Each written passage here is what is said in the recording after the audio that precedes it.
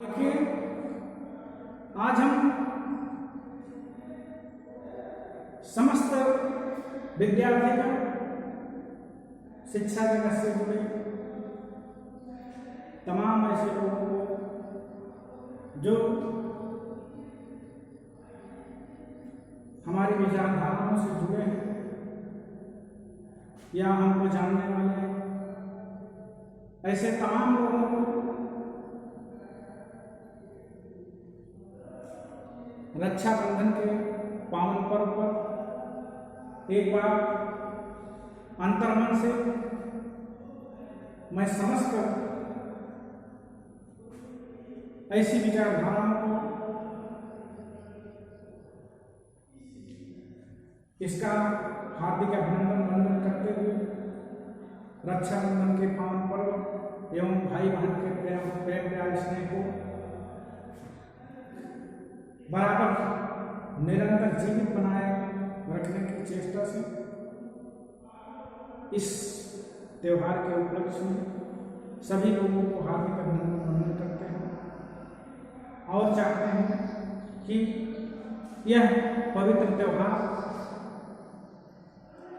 एक अटूट बंधन का रिश्ता है जिसमें स्नेह के साथ साथ ममता में मातृत्व के अलावा अगर कोई प्रेम प्यार स्नेह देने वाला है तो वो बहन है। तो भाई और बहन के इस अटूट विश्वास के साथ ये जो रक्षाबंधन का त्योहार है यह सभी के जीवन को आनंदित करे, प्रफुल्लित करे, प्रसन्नचित्त करे और एक दूसरे की आस्था एक दूसरे से जुड़ी रहे। एक बार पुनः मैं समस्त विद्यार्थियों एवं उनके अध्यापकों का हार्दिक अभिनंदन करता हूँ। आज डीएलएड सेकंड सेमेस्टर के विद्यार्थियों के लिए प्रारंभिक शिक्षा के नवीन प्रयास के तहत हमने जो पूर्व में अध्ययन किया उसके बाद कोठारी कमीशन की चर्चा होनी थी। आज हम कोठारी कमीशन का अध्ययन करेंगे।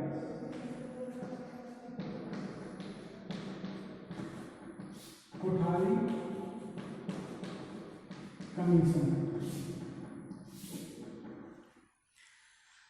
देखिए, 1948 में जो विश्वविद्यालय आयोग का गठन हुआ जिसका उपनाम राधा कृष्ण आयोग था एवं 1952 में माध्यमिक शिक्षा आयोग जिसका उपनाम मुदालिया आयोग था, उसकी नियुक्ति के बाद तमाम ऐसी समस्याओं का जन्म हुआ जो बाद में उस वांछित आकांक्षाओं के परिप्रेक्ष्य या पूर्ति है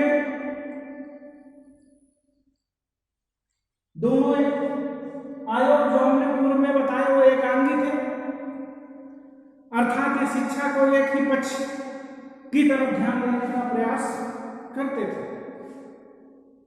अतः भारत सरकार ने देश भर के लिए एक समान शिक्षा देने का प्रयत्न किया और एक नई नीति बनाने का निश्चय किया।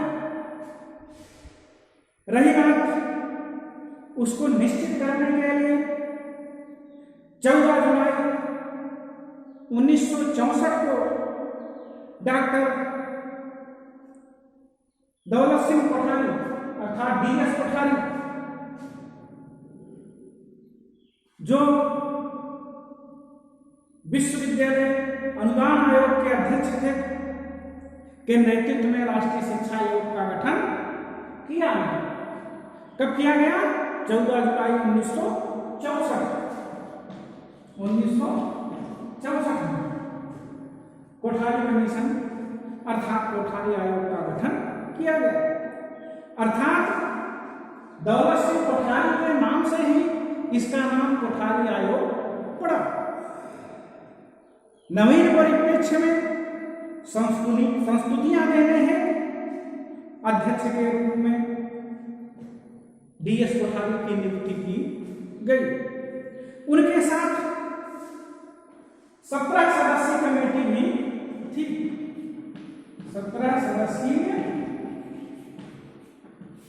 कमेटी यानी नौबत सिंह कोठारी के साथ 17 सदस्यीय कमेटी का भी गठन किया गया था। आयोग में 13 कार्यकर्ता, 7 कार्य समितियों का जो कार्य था वह 21 माह तक चला, क्योंकि उनको शिक्षा के क्षेत्र में सभी सूचनाएं एकत्रित करनी थी। उन्होंने विश्वविद्यालयों, महाविद्यालयों, विद्यालयों तथा तकनीकी संस्थानों एवं अन्य संस्थानों में भ्रमण किए। 29 जून 1966 यानी 14 जुलाई 1964 की बात की। अब हम बता रहे हैं कि 29 जून 1966 को कमीशन के द्वारा अपना प्रतिवेदन सरकार के समक्ष प्रस्तुत कर दिया गया और उसमें जो भी बातें रखी गई या कोठारी कमीशन के जो उद्देश्य बताए, शिक्षा के राष्ट्रीय व्यय की बात बताया, तो उद्देश्यों में उन्होंने क्या बताया?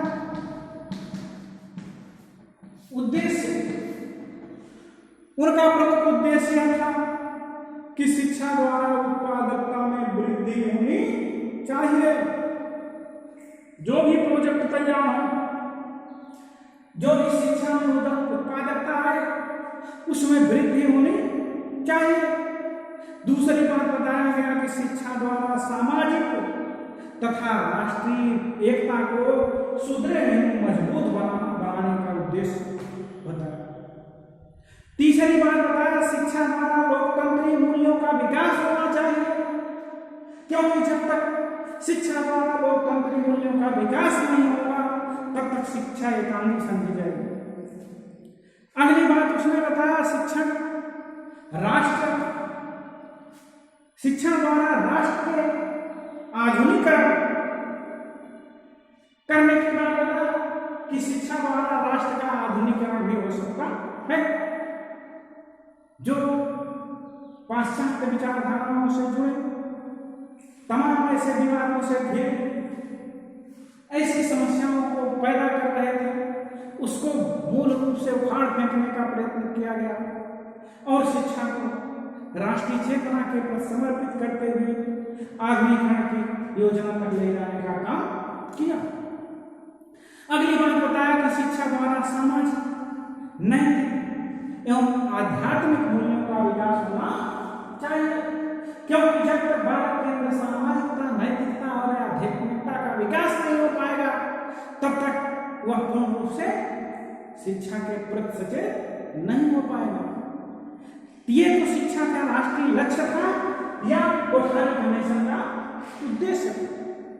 अब दूसरी बात अगर देखा जाए तो विद्यालय की शिक्षा में प्रशासन और निरीक्षण की बात अगर की जाए तो उसमें भारतीय शिक्षा सेवा जो IES थी, इंडियन एजुकेशन सर्विस,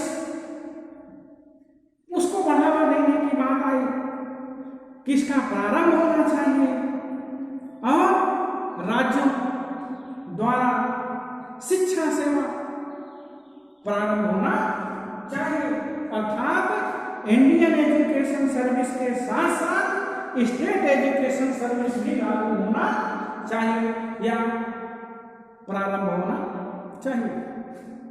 दूसरी बात बताई गई कि विद्यालयों में जिला विद्यालय निरीक्षक द्वारा नियमित रूप से निरीक्षण होने की व्यवस्था होनी चाहिए, क्योंकि जब तक नियमित रूप से निरीक्षण नहीं होगा तब तक उसकी कुशलता एवं गुणवत्ता का कुछ पता नहीं चल पाएगा। अगली बात बताई गई कि प्रशासन से निरीक्षण कार्य की बात अलग रखा जाए, क्योंकि निरीक्षण कार्य जिला शिक्षा अधिकारी द्वारा ही होना चाहिए, उससे प्रशासन को अलग रखने की बात कही गई।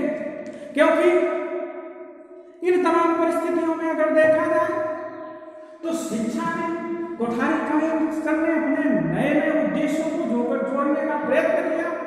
उसमें सबसे पहला सुझाव तो उन्होंने यह दिया कि पाठ्यक्रम संबंधी सुझाव, पाठ्यक्रम की कैसे बात बताई गई उसमें, पाठ्यक्रम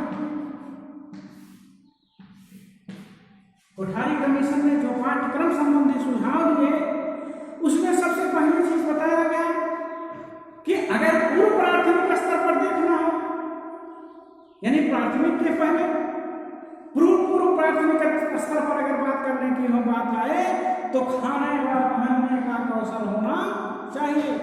बच्चों में सबसे पहले खाने और पहनने का कौशल होना चाहिए। दूसरी नंबर बात की गई तो सफाई की, कि बच्चों के अंदर सफाई की आदत डालने का प्रयास किया जाए। और तीसरी बातचीत करने व सामाजिक व्यवहार की बात बताई गई। अगली बात बताई गई खेलकूद व सृजनात्मक कार्य। तो पूर्व प्राथमिक स्तर पर खाने व पहनने का कौशल, सफाई, बातचीत, सामाजिकता, खेलकूद और सृजनात्मकता के लिए बात बताई। अब अगर प्राथमिक स्तर की बात कही जाए तो उसमें मातृभाषा या क्षेत्रीय भाषा की बात करते हैं, व्यवहारिक गणित, भौतिक पर्यावरण, सृजनात्मक कार्य, कार्यानुभव, समाज सेवा, स्वास्थ्य एवं खेलकूद रखने की बात बताई गई। अगर माध्यमिक शिक्षा में बात बताई जाए तो उसमें मातृभाषा अर्थात क्षेत्रीय भाषा के साथ साथ कोई अन्य भाषा को बात बताई गई, या कोई यूरोपियन की भाषा भी ले सकते हैं। तीसरी भाषा कला के रूप में, साहित्य के रूप में, निबंध के रूप में, विज्ञान के रूप में, भूगोल शास्त्र के रूप में, यानी किसी भी भाषा में तीसरी भाषा ले सकते हैं। अब पाठ्य पुस्तकों की बात बताई जाए, ये तो पाठ्यक्रम था। अब पाठ्य पुस्तक, कोठारी कमीशन ने पाठ्य पुस्तक संबंधी जो सुझाव दिया वो बताया गया कि पाठ्य पुस्तकों है एनसीईआरटी के सिद्धांतों को अपनाया जाए। एनसीईआरटी जो एनसीईआरटी के सिद्धांतों को अपनाया जाएगा तो निश्चित रूप से इसके उद्देश्य अपने अलग बताए जाएंगे। और दूसरी बात बताई गई निर्माण एवं परीक्षण का मूल्यांकन होना चाहिए और राज्य सरकारों की जिम्मेदारी इसके मूल्यांकन पर दी जानी चाहिए। अगली बात बताई गई कि प्रतिभावान व्यक्ति ने जो पुस्तकें हों वो प्रतिभावान व्यक्तियों के द्वारा ही लिखवाई जाए, इधर उधर के लोगों से नहीं, और उनको निःशुल्क नहीं बल्कि उनको पारिश्रमिक भी देनी चाहिए, ऐसा सुझाव दिया गया। और विश्वविद्यालय स्तर पर क्या बताया गया, ये तो आपका पूर्व प्राथमिक और माध्यमिक की बात बताई, लेकिन उन्होंने विश्वविद्यालय स्तर पर जो सुझाव दिए वो यह बताया कि पूर्व प्राथमिक शिक्षा से केंद्रित हो, अर्थात पूर्व प्राथमिक शिक्षा केंद्र स्थापित हो, केंद्र से उसका सीधा संपर्क हो, निःशुल्क एवं अनिवार्य शिक्षा लागू हो, विकलांग तथा मंद बुद्धि के लोगों को अलग से विद्यालय होने चाहिए। 1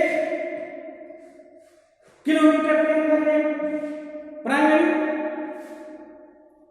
यानी जो विश्वविद्यालय शिक्षा की बात हम कर रहे हैं उससे अलग विद्यालयी शिक्षा की बात करें, उसको जोड़ने के केंद्र स्तर पर होनी चाहिए। जो भी विद्यालय हो वो विद्यालयी शिक्षा कैसे हो, केंद्र स्तर पर।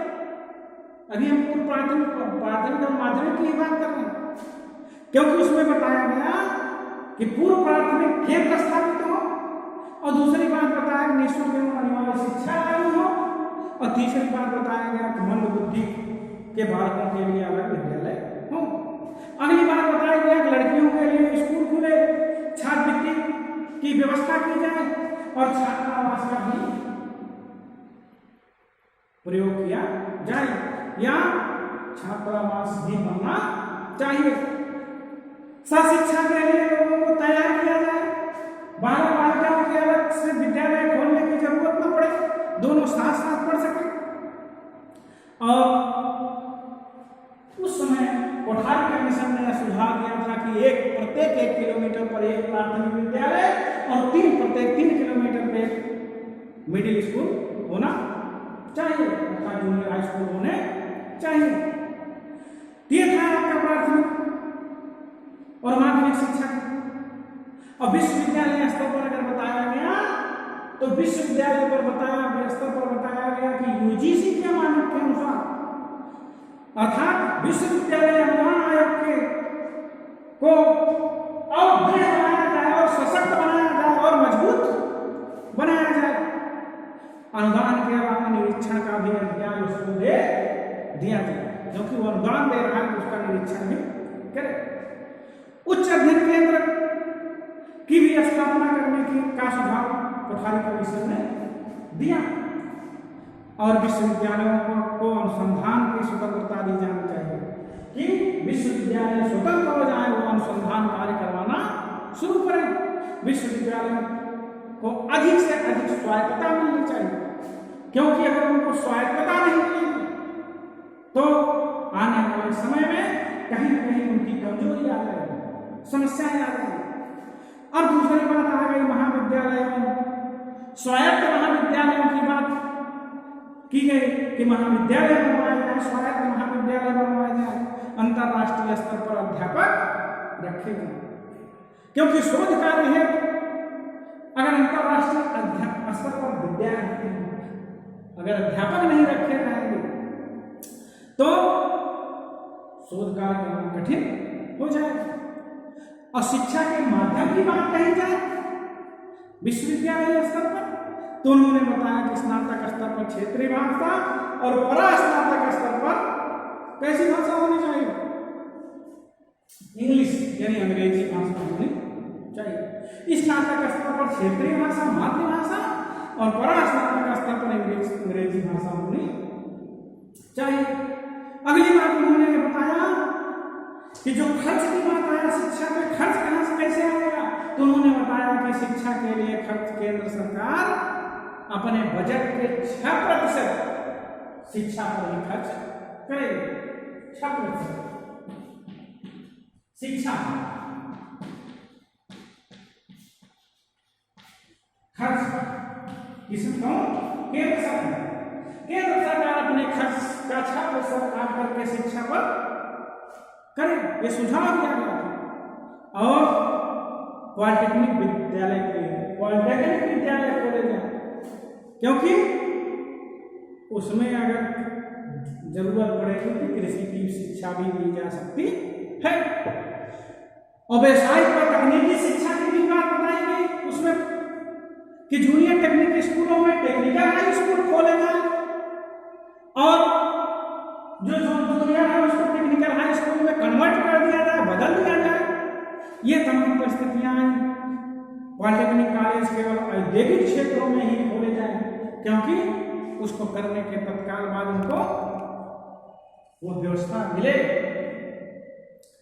और व्यवसायिक प्रशिक्षण पर अधिक बल देने की बात उसमें कहीं कहीं सुझाव दिया गया।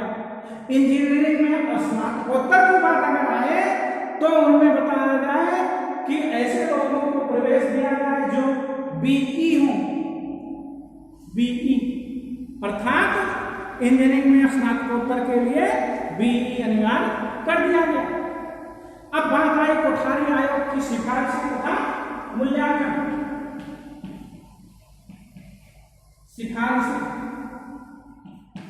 वो जो सुझाव दिया गया था, सिफारिश तथा मूल्यांकन की चर्चा करते हैं, क्योंकि उन तमाम परिस्थितियों में अगर सिफारिशों की बात कही जाए तो कहीं न कहीं इसमें अच्छाई और बुराई दोनों देखने को मिलती है, अर्थात इसको हम गुण व दोष के रूप में जानते हैं। अभी जो पूर्व में हमने बताया कि तमाम प्रकार की सिफारिशें आई, उसमें गुण भी मिले और दोष भी मिले। तो सर्वप्रथम हम उनके गुण पर देखते हैं।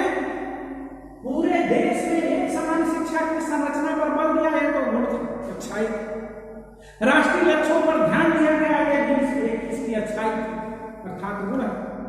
शिक्षा को व्यवसाय और रोजगार पर बनाया गया, ये भी इसका गुण ही है। और व्यवसायिक एवं तकनीकी शिक्षा पर बल दिया गया या जोर दिया गया, यह भी इसकी खासियत है, अच्छाई है। और मूल्यांकन क्रिया में सुधार करने की बात गुण के अंदर आ रही है। शिक्षकों की स्थिति में सुधार की बात आ रही है, वो भी गुण के आते हैं। देश में आधुनिकीकरण हेतु विज्ञान पर जोर देने की बात आ रही है तो भी गुण की बात आ रही है। व्यवसायिक शिक्षा पर यूजीसी स्तर पर विश्वविद्यालय अनुदान की बात कर रहे हैं, मजबूत करने की बात कर रहे हैं, कृषि शिक्षा पर जोर देने की बात आ रही है। ये सारे के सारे इसमें अच्छाइयां ही दिखाई दे रही हैं। लेकिन जहां अच्छाइयां होती हैं कहीं न कहीं वहां बुराइयां भी होती हैं। तो उनकी बुराइयों में खास करके जो बात आती है उसमें यह बात आई कि कक्षा 11 व 12 के लिए कोई ठोस सुझाव नहीं दिया गया। कोठारी कमीशन के सुझाव में कक्षा 11 और 12 वालों के लिए कोई ठोस सुझाव नहीं दिया गया। और दूसरी बात अगर देखते हैं बुराई में या दोष में या अवगुण में, तो आता है शिक्षा संरचना उसकी स्पष्ट नहीं हो पाई। ये जो है शिक्षा संरचना स्पष्ट करना चाहे वो आज तक स्पष्ट नहीं हो पाई। और तीसरी बात बताई गई कि इनकी जो सिफारिशें हैं, जितनी भी सिफारिश हमने बताया वो मात्र आदर्शवादी है, सैद्धांतिक नहीं है, आदर्शों पर निहित है। केवल आदर्शवादी होने के कारण ये जो कोठारी आयोग की सिफारिशें और मूल्यांकन वह गुण व दोष था, यह आपको समझा दिया गया। ये था आपका कोठारी कमीशन 1964। अब हम अगले टॉपिक में आपको राष्ट्रीय शिक्षा नीति 1986 का अध्ययन करेंगे।